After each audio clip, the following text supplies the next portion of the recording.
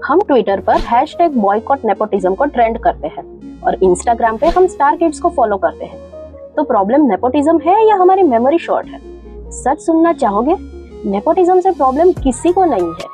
Problem तब होती है जब टैलेंट फेल होता है और सरनेम पास हो जाती है। और आज हम इसी अनकंफर्टेबल ट्रुथ पर बात करने वाले हैं।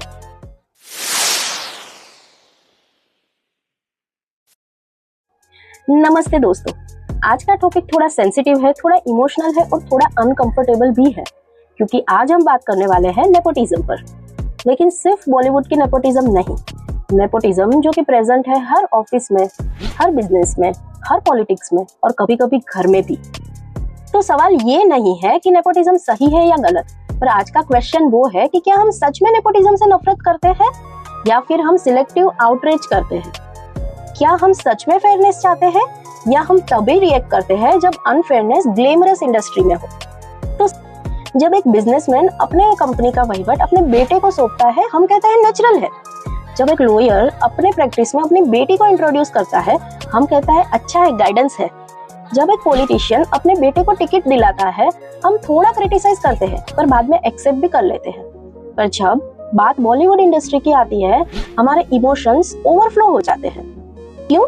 क्योंकि बॉलीवुड एक कैरियर नहीं है, बॉलीवुड एक सपना है, बॉलीवुड एक वैलिडेशन है। लाखों लोग बॉलीवुड में पहुंचने के लिए स्ट्रगल करते हैं, पर उसमें से कुछ ही लोग स्क्रीन तक पहुंच पाते हैं। और जब कोई इंसान को सपने अनफेयर लगने लगे तो रिएक्शन लॉजिकल नहीं होता, इमोशनल होता है। तो चलिए आज इसी सिचुएशन को कामली एनालाइज करते हैं। नेपोटिज्म का मतलब होता है एडवांटेज मिलना ड्यू टू रिलेशनशिप्स, और एडवांटेज मिलना गलत नहीं है। हर पेरेंट अपने बच्चे को एडवांटेज देना चाहता है और ये एक ह्यूमन नेचर है। पर गलत तब है जब फेलियर के बाद भी रिपीटेड चांस मिलते रहते हैं। इसी की वजह से ऑडियंस की फ्रस्ट्रेशन शुरू होती है। ये फ्रस्ट्रेशन सिर्फ बॉलीवुड इंडस्ट्री की नहीं है, ये फ्रस्ट्रेशन हर एक इंसान की है जिसने लाइफ में कहीं ना कहीं, कभी ना कभी due to nepotism frustration feel की हो, अनफेयरनेस फील की हो। वो फ्रस्ट्रेशन बॉलीवुड में जब स्टार किड इंट्रोड्यूस होता है तो वहीं पे निकलती है। बॉलीवुड बस एक मिरर बन जाता है।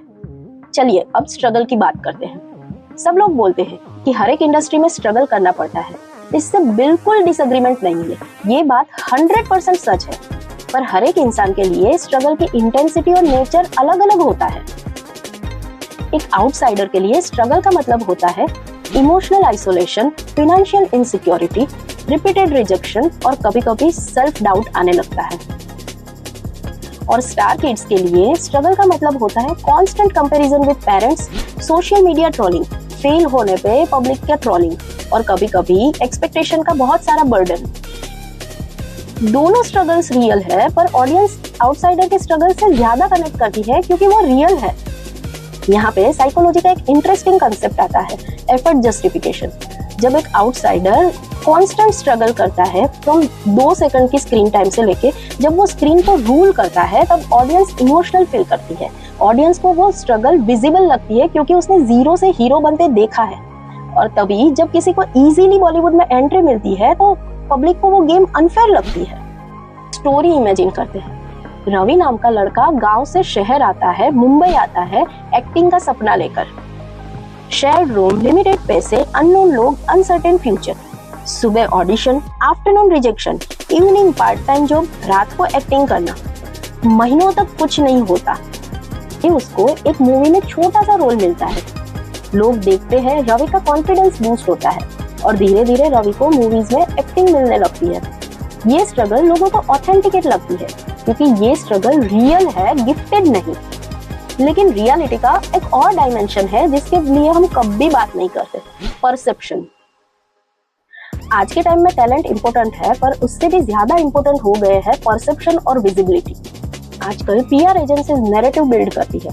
कांस्टेंट वही सेलिब्रिटी किड का सोशल मीडिया पे आना हमें फील करवाता है कि ये स्टार किड तो हमसे ही रिलेटेड है। हम रिलेटेबिलिटी क्रिएट करवाते हैं। कभी कभी ऑडियंस एक्टर्स को रोल से पहले ही पर्सनालिटी के बेस पे एक्सेप्ट या तो रिजेक्ट कर देती है। यहाँ पे एक डेंजरस शिफ्ट होता है, परफॉर्मेंस सेकेंडरी हो जाता है और परसेप्शन प्राइमरी हो जाता है। इसका मतलब ये नहीं है कि टैलेंट एग्जिस्ट ही नहीं करता, टैलेंट एग्जिस्ट तो करता है, पर परसेप्शन उसे ग्लोरीफाई कर देता है। अब थोड़ा अनकंफर्टेबल रिफ्लेक्शन। हम कहते हैं हमें कंटेंट चाहिए लेकिन हम गॉसिप कंज्यूम करते हैं। हम कहते हैं हम टैलेंट को सपोर्ट करेंगे बट थिएटर में हम सिर्फ एंटरटेनमेंट मूवी देखने के लिए जाते हैं। हम कहते हैं ये हाइप अननेसेसरी है पर सोशल मीडिया पे वही कंटेंट सबसे ज्यादा चलता है। इंडस्ट्री सप्लाई करती है बट डिमांड तो हम ही क्रिएट करते हैं। ये एक टू वे इकोसिस्टम है और गुड न्यूज इज ये इकोसिस्टम चेंज हो रहा है।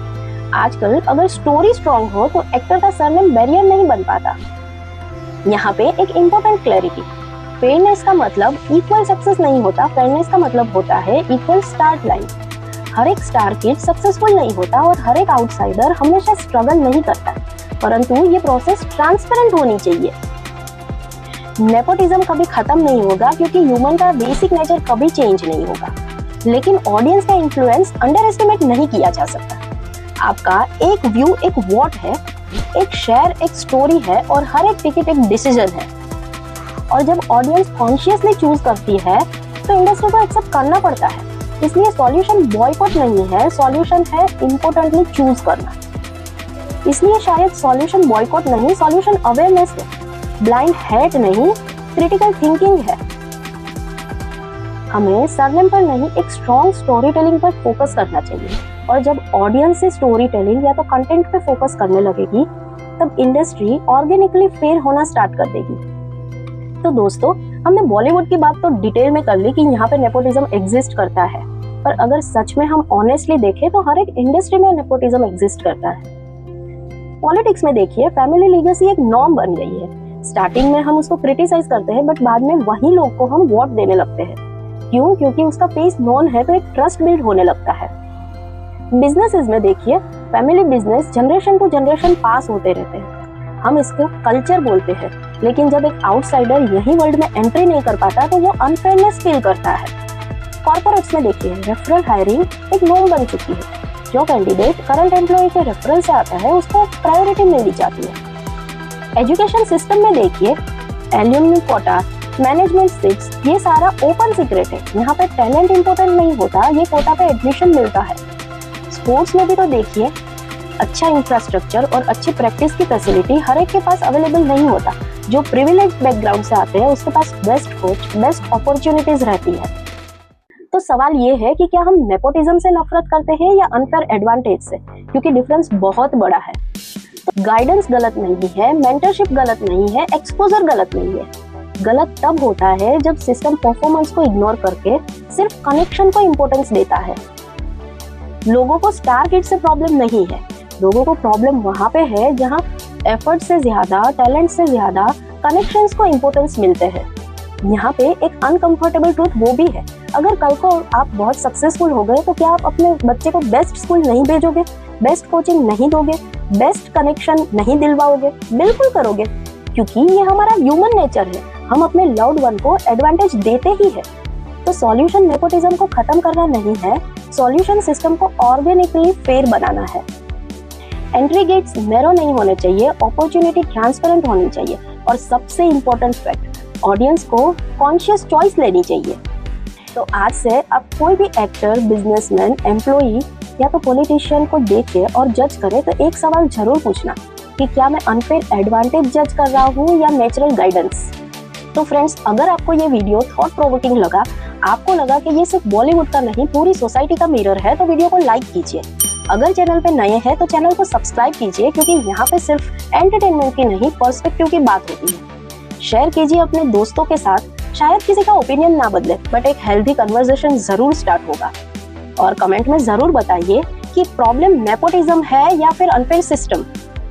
मिलते हैं अगले वीडियो में, तब तक जय हिंद, जय भारत।